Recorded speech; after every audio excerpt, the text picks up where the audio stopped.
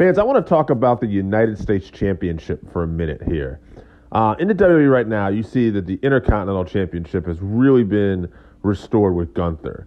Austin Theory has the U.S. title right now, and he's doing well, and they're putting him over, but I still think that belt needs some work. Now, maybe down the road, a couple months more, of Austin still being built up big, and he has that championship, and he's having great matches, then I'll say that belt is where it needs to be. But right now, it needs some work. But that title is one of my favorite titles in pro wrestling growing up. I want to talk about some of my favorite champions growing up. And, you see in a picture, Ric Flair was a great United States champion, but that was a little before my time. I was growing up in the 80s. I was born in the 70s. I was growing up in the 80s and 90s, and Ric Flair was the world champion at that point, all right? I mean, he did have a run with the U.S. title. I want to say a couple more times. I remember in WCW. I can't remember if he had one in WWE or not later, but Ric Flair, world champion, is a champion. I know.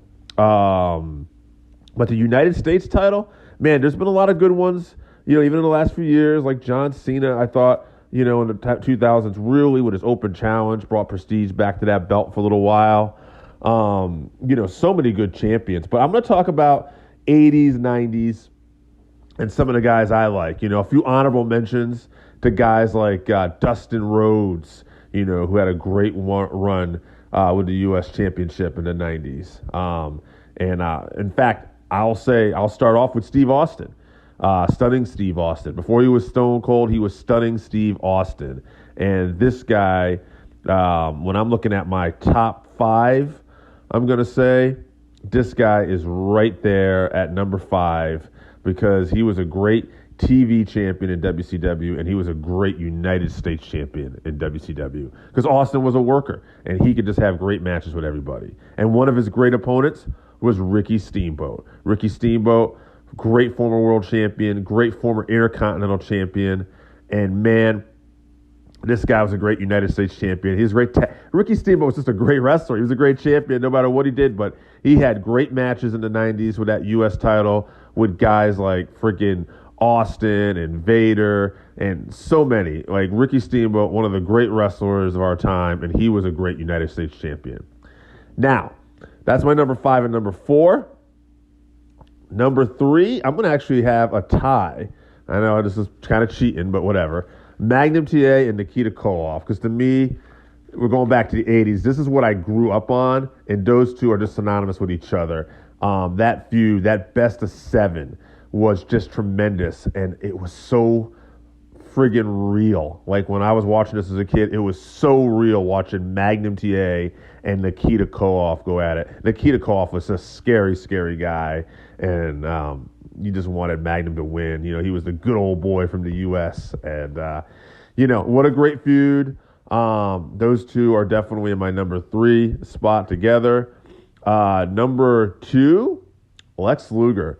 Lex Luger, despite the fact he would go on to win a world champion, I think personally, if you look at Lex Luger's best years, it was the United States title. I believe he was a 5-time champion, and he just had some great feuds and great matches around his time, winning titles from guys like Michael Hayes, Stan the Lariat Hansen, Luger's best run, in my eyes, was always Lex Luger as the United States champion.